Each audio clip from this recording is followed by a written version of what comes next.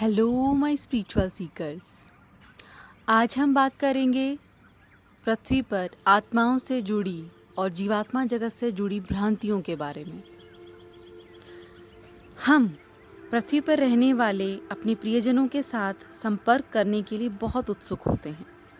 इसलिए हम लगातार सर्वशक्तिमान ईश्वर से प्रार्थना करते हैं कि वे हमें इसका अवसर दें। ज़्यादातर पृथ्वी के लोग अपने काम काज, मौज मस्ती, रुपए कमाने में इतना व्यस्त रहते हैं कि वे अपने मृत प्रियजनों की परवाह नहीं करते। बहरहाल हमारे माता पिता जैसे कुछ लोग अपने मृत प्रियजनों से संपर्क करने के इच्छुक होते हैं।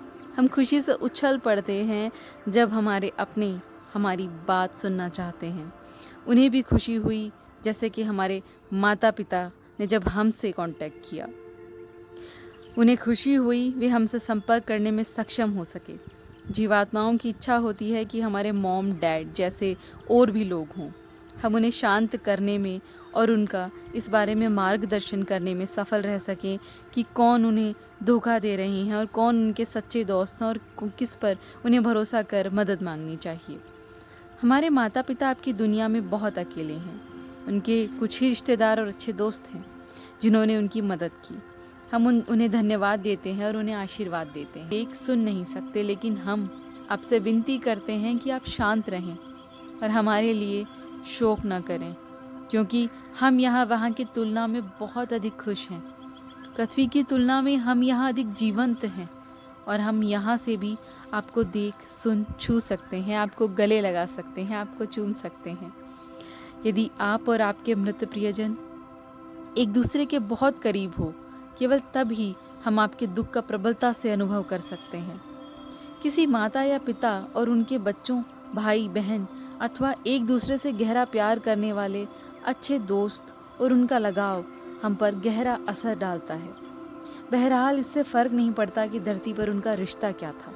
यदि लोगों में सच्चा और परस्पर प्यार न हो तो जीवात्मा जगत में आने के बाद हमारा उस आत्मा के साथ संबंध नहीं रहता। हमारे माता पिता कभी कभी हमारे बिना इतने अकेले और दुखी हो जाते हैं कि बिना जीवात्मिक संपर्क के हमारे लिए उन्हें शांत करना और उन्हें खुश करना बहुत कठिन हो जाता है। हम उन्हें समझाते हैं कि उन्हें अपनी भावनाओं को नियंत्रित करना चाहिए, क्योंकि उनके दुख से ही हम दुखी होते हैं और पृथ्वी पर होने की तुलना में हम आज उनके अधिक करीब हैं।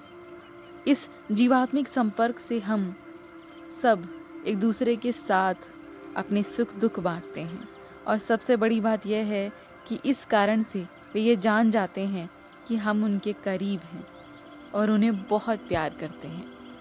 जीवात्मिक संपर्क के जरिए ऐसा करना हमारे लिए बहुत आसान हो जाता है। इसलिए हम पृथ्वी के लोगों से उन्हीं के भले के लिए और इसीलिए भी कि हमें अपना कर्तव्य निभाने में आसानी हो, जीवात्मिक जगत के साथ सुरक्षित संपर्क करने का अनुरोध करते हैं।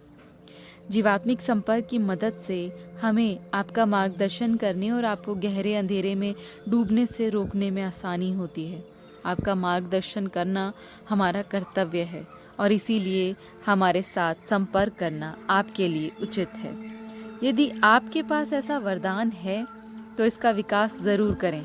सर्वशक्तिमान ईश्वर की तरफ से हर एक आत्मा को किसी न किसी प्रकार का वरदान ज़रूर मिला होता है, लेकिन कुछ लोगों को इसे विकसित करने के लिए लंबे समय तक कड़ी मेहनत करनी पड़ती है, जबकि कुछ लोगों को यह अपने आप मिल जाता है। अपने सहज बोध को कभी भी अनदेखा न करें।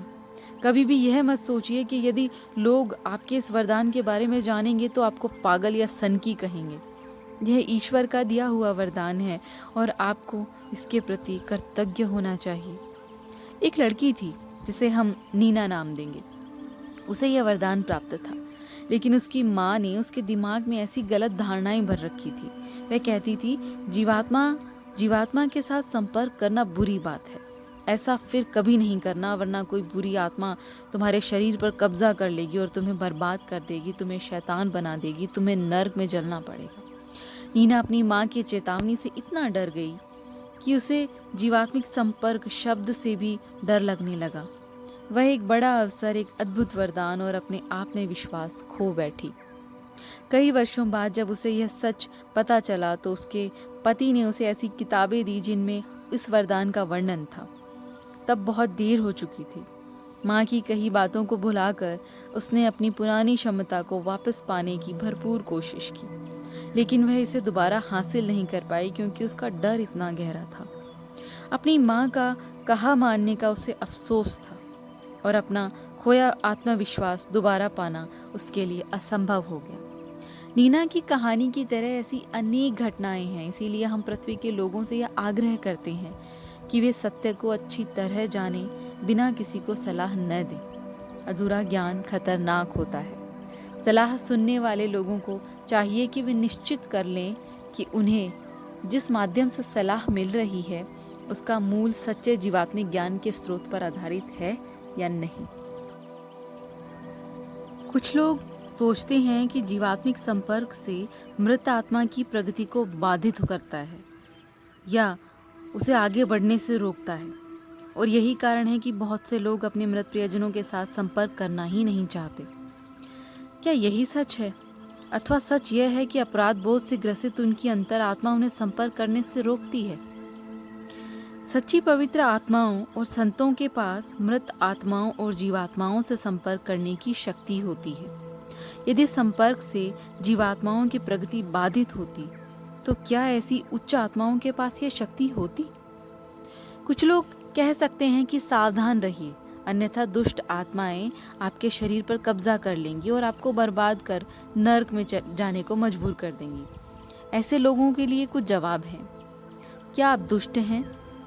दुष्ट ही दुष्ट की ओर आकर्षित होता है। यदि आप दुष्ट हैं तो हाँ, आपको जीवात्मिक संपर्क से डरना चाहिए, क्योंकि दुष्टता दुष्ट आत्माओं को ही आकर्षित करती है।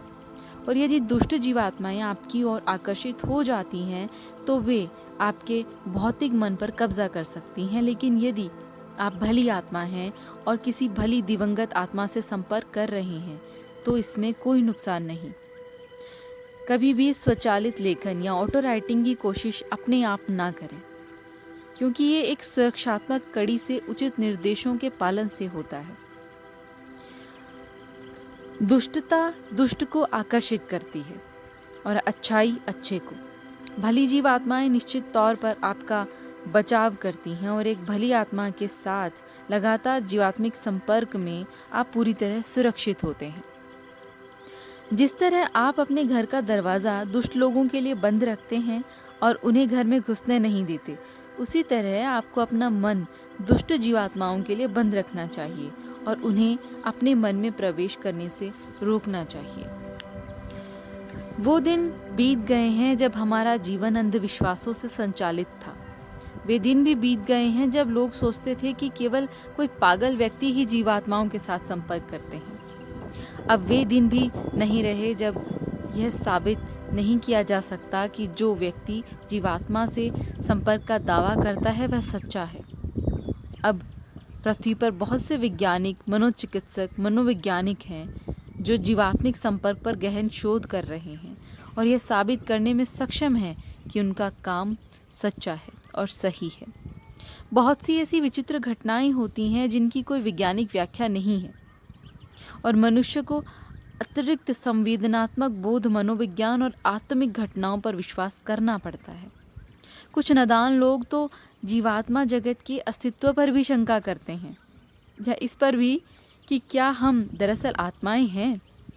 कुछ हद दर्जे के मूर्ख तो यह बेवकूफ़ाना सवाल करते हैं कि क्या आप यकीन से कह सकते हैं कि ईश्वर हैं। कुछ लोग जीवात्मिक संपर्क के बारे में अधिक जानने के लिए बहुत उत्सुक हैं और चाहते हैं कि इस विषय में गहरे से गहरे उतरा जाए। कुछ लोगों के लिए यह जानना मजबूरी होती है, इसलिए वे जीवात्मा जगत, मृत्यु, जन्म, पूर्व जन्म इत्यादि के बारे में सब जानने के लिए कड़ा परिश्रम करते हैं। पृथ्वी के लोग हमेशा हर चीज़ के लिए ठोस सबूत चाहते हैं। उनका सीमित दिमाग बिना सबूत की चीज़ों को स्वीकार नहीं करता और ऐसे मामलों में सबूत का होना लगभग असंभव है, क्योंकि बहुत थोड़े से लोग ऐसे होते हैं जिनके पास यह ईश्वर प्रदत्त क्षमता होती है, यह वरदान होता है। हालांकि बहुत से दूसरे लोग ऐसे होते हैं जो उनकी नकल करके और भोले भाले लोगों को धोखा देकर दौलत कमाते हैं। इसी कारण कई लोगों के लिए ठगों के बीच सच्चे लोगों की पहचान करना बहुत मुश्किल हो गया है और इसी वजह से लोग सही लोगों पर यकीन नहीं कर पाते। कुछ लोग सोचते हैं कि अलौकिक विषयों में रुचि लेना बुरी बात है, लेकिन ऐसा सोचना अज्ञानता की निशानी है। कुछ लोग इस बात से डरते हैं कि कहीं उनके अपराध और पापों का जीवात्माओं द्वारा पर्दाफाश न किया जाए, इसलिए वे दूसरों को भी इस विषय में हतोत्साहित करते हैं। दुष्ट लोगों को परलौकिक विचार पसंद नहीं आते और न ही वे उनमें रुचि लेते हैं। कुछ लोगों का दिमाग उनके माता पिता, पुरोहित, शिक्षक या बाकी समाज के लोगों द्वारा भ्रष्ट कर दिया जाता है कि वे अपने सहज बोध को दबाकर कोई भी जोखिम लेने से इनकार कर देते हैं। आज के लिए बस इतना ही। Thank you.